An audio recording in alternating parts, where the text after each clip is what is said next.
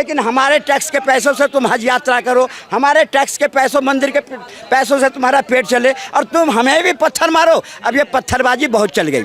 और भारत में भी रहने वाले को मैं सचेत करता हूँ कि मोदी और योगी के बल पर ज़्यादा मत रहो। तुम्हारे घर को बचाने के लिए मोदी योगी डंडा लेकर के नहीं आएगा, तुम्हें खुद जागना पड़ेगा। हम अपने समाज को कहना चाहते हैं, उठो, जो चद्दर में तुम लिपटे हुए हो वो चद्दर फटने वाला है और जिस दिन चद्दर फट गया तुम्हारा आबरू नहीं बचेगा। इसलिए इन जिहादियों से लड़ने के लिए तुम तैयार हो। घर हैं लेकिन मुस्लिम के घर को एक को भी नहीं क्षति पहुँचाया, एक भी गाड़ी नहीं फूका, एक भी दुकान नहीं तोड़ा। लेकिन आज एक लड़का बिलबिला रहा है जो भाईचारा, भाईचारा काहे की भाईचारा भाई, कौन सी भाईचारा? ये भाईचारा के नाम पर में तुमने जो फैला रखे हो ना देश में दंगा, ये भाईचारा सबसे मुझे नफरत है। संविधान, ये संविधान को ताक पे रखते हैं। अगर संविधान को मानते तो तुम पत्थर चलाते पुलिस पे, फिर संविधान की बात करते हो। ये तो संविधान की बात करते हैं, इनको शर्म आनी चाहिए। जब भी संविधान की बात करें इनके मुंह पर मारो तमाचा।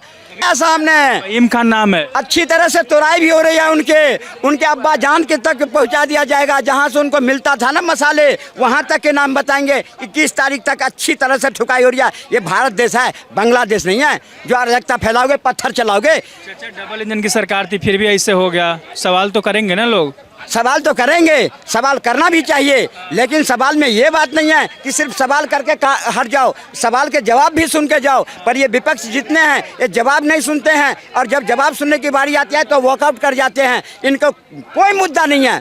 यही बात है जो लोकसभा राज्यसभा के अंदर जब जाते हैं, मुद्दे पर बात करने की बारी आती है तो वॉकआउट कर जाते हैं और पीछे से जाकर अलगाववादियों को भड़काते हैं कि तुम संविधान के खिलाफ लड़ो। ये भारत है। और भारत में भी रहने वाले को मैं सचेत करता हूँ कि मोदी और योगी के बल पर ज़्यादा मत रहो। तुम्हारे घर को बचाने के लिए मोदी योगी डंडा लेकर के नहीं आएगा, तुम्हें खुद जागना पड़ेगा। सवाल यही था, क्या सरकार से जनता सुरक्षित रह पाएगी? चुन तो लिया हर जगह बीजेपी, केंद्र में भी बीजेपी, महाराष्ट्र में बीजेपी, उत्तर प्रदेश में बीजेपी, फिर भी दंगा हो ही रहा है। मैं कह तो रहा हूँ, मैं इन कट्टरपंथियों से बचने का, इस कट्टरपंथियों को प्रतिकार करने का जिम्मेदारी के सिर्फ मोदी और योगी का है, तुम्हारा कुछ नहीं है, हमारे समाज का कुछ नहीं है। हम अपने समाज को कहना चाहते हैं, उठो, जो चद्दर में तुम लिपटे हुए हो वो चद्दर फटने वाला है और जिस दिन चद्दर फट गया तुम्हारा आबरू नहीं बचेगा। इसलिए इन जिहादियों से लड़ने के लिए तुम तैयार हो। मोदी योगी तुम्हारे घर पर में डंडा लेकर के नहीं आएगा। जब इज्जत लुटेगी तो पहले तुम्हें खुद खड़ा होना पड़ेगा।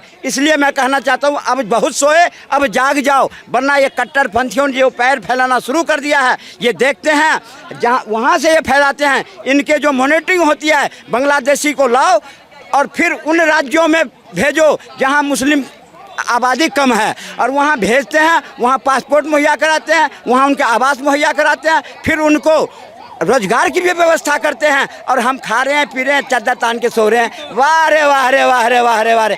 और क्यों सब काम करे मोदी, सब काम करे योगी, वाह रे वाह रे। और मोदी योगी जब नहीं रहेगा तब तुम क्या करोगे फिर? तो इसलिए अब नींद से निकलो, अपनी चादर को समझो। वो 24 करोड़, आप 100 करोड़, फिर भी पत्थर आप खा रहे हो, लाठी आप खा रहे हो, 1 करोड़ का घर का नुकसान आपका हो रहा है, गाड़ी आपकी टूट रही है, क्यों? यही तो मानसिकता है। आप ये देखिए, नागपुर के अंदर जिस मोहल्ले के अंदर उन्होंने तांडव मचाया, देखा हमने तांडव मचाया, वहाँ मुस्लिम के भी दुकान है, मुस्लिम के भी घर हैं, लेकिन मुस्लिम के घर को एक को भी नहीं क्षति पहुंचाया, एक भी गाड़ी नहीं फूका, एक भी दुकान नहीं तोड़ा। लेकिन आज एक लड़का बिलबिला रहा है जो भाईचारा, भाईचारा काहे की भाईचारा भाई, कौन सी भाईचारा? ये भाईचारा के नाम पर में तुमने जो फैला रखे हो ना देश में दंगा, ये भाईचारा सबसे मुझे नफरत है। और इस बात को प्रतिकार करना चाहिए वहाँ पर में वहाँ के लोगों को। अरे तुम क्या कर रहे थे चादर में लिपट करके? क्या इस भरोसे थे कि मैं पुलिस फोन करूँगा, फडणवीस जी पुलिस भेजेंगे और फिर पुलिस भी डंडा खाएगी? डीसीपी के हाथ पर में कुल्हाड़ी से हमला किया गया। ये लोकतंत्र होती है, ये भाईचारा होती है? इनको तो उल्टा लटका देना चाहिए, उल्टा लटका करके इनको इतनी मुरम्मत करनी चाहिए जिनके साथ पुरसे याद रखें। और मैं कहना चाहता हूँ आपको कि जागो। अब जबकि कब्र जो तोड़ने की बात की, आप तोड़ने के पक्ष में है कि उनको रहना चाहिए उस कब्र को? बिल्कुल हटाना चाहिए। अब एक बात बताओ, ये कहते हैं कि मेरे पुरुषों ने 5 साल पहले दिया, वो कागज नहीं दिखाऊंगा। तुम 5 साल पुरुषों जो तुम्हें दान में दिया वो तो कागज नहीं दिखाओगे, लेकिन अगर हिंदू 300 साल पुरानी कब्र को हटाने की बात करता है, तुम्हें क्यों मिर्ची लगती है भाई? क्यों मिर्ची लगती है? तुम बताओ, तुम्हारा क्या रिश्ता था औरंगजेब से? तुम्हारा क्या रिश्ता था? महान है औरंगजेब, इसलिए उसे नहीं हटाना चाहिए। महान तो तुम्हारा जिन्ना भी था, जो अपना हिस्सा ले लिया चला गया, तुम ही चले जाते। महान तो तुम्हारा जिन्ना भी था। आज़ादी के बाद अपना हिस्सा मांगा, ले लिया। तुम क्यों नहीं चले गए? तुम किस लिए रह गए यहाँ सांप बन के हमारे सिर पर लौटने के लिए? कौन बुलाया तुम्हें? कौन रखा यहाँ पर? जाओ, किराया भी देने के लिए तैयार है हिंदुस्तान के लोग। लेकिन हमारे टैक्स के पैसों से तुम हज यात्रा करो, हमारे टैक्स के पैसों, मंदिर के पैसों से तुम्हारा पेट चले, और तुम हमें भी पत्थर मारो। अब ये पत्थरबाजी बहुत चल गई। एक बात और आता है, हमेशा बोलते रहते हैं 2014 से कि मुस्लिमों को शोषण किया जा रहा है, शोषण किया जा रहा है, दबाया जा रहा है। जब से मोदी योगी आए तब से मुस्लिमों के पक्ष में कुछ ही बात नहीं की जा रही है। हमेशा हक छीना जा रहा है, और वक्फ बोर्ड भी आ रहा है, उनसे उनको छीना जाएगा।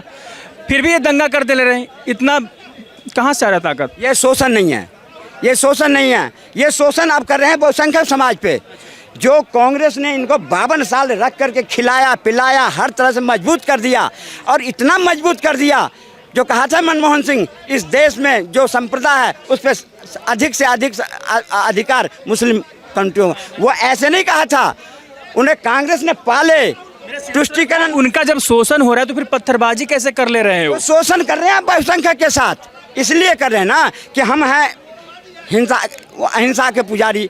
हम हमारे जो है उसमें विश्वास नहीं करते हैं, और वो जन्म से खड़ा होते हैं, पत्थर चलाना सिखाया जाता है उनको। तो उनको इतना कट्टरबाज बना दिया गया, इतना कट्टर भर दिया गया दिमाग के अंदर में, जो आज वो बहुसंख्यक हो गए हैं और हम ही अल्पसंख्यक हो गए। हिंदू समाज अल्पसंख्यक। तरीका क्या है? तरीका एक ही है कि ये इनके जो सपने दिखाए गए ना, जो हिंदुस्तान को 2047 से पहले इस्लामिक कंट्री बनाना है हमें, उस सपने को तोड़ने का काम अकेले सरकार का दायित्व नहीं है, उसमें जनता का दायित्व है, हिंदुओं का है, ये सारे समाज का है, हिंदू समाज का है। जब तक हिंदू समाज जागेगा नहीं, ये कट्टरपंथी भागेगा नहीं, और इनको बोरा बिस्तर जल्दी से जल्दी देश से बांध दिया जाए। संविधान कहाँ चला जाएगा? संविधान, ये संविधान को ताक पे रखते हैं। अगर संविधान को मानते तो तुम पत्थर चलाते पुलिस पे, फिर संविधान की बात करते हो। ये तो संविधान की बात करते हैं, इनको शर्म आनी चाहिए। जब भी संविधान की बात करें, इनके मुंह पर मारो तमाचा।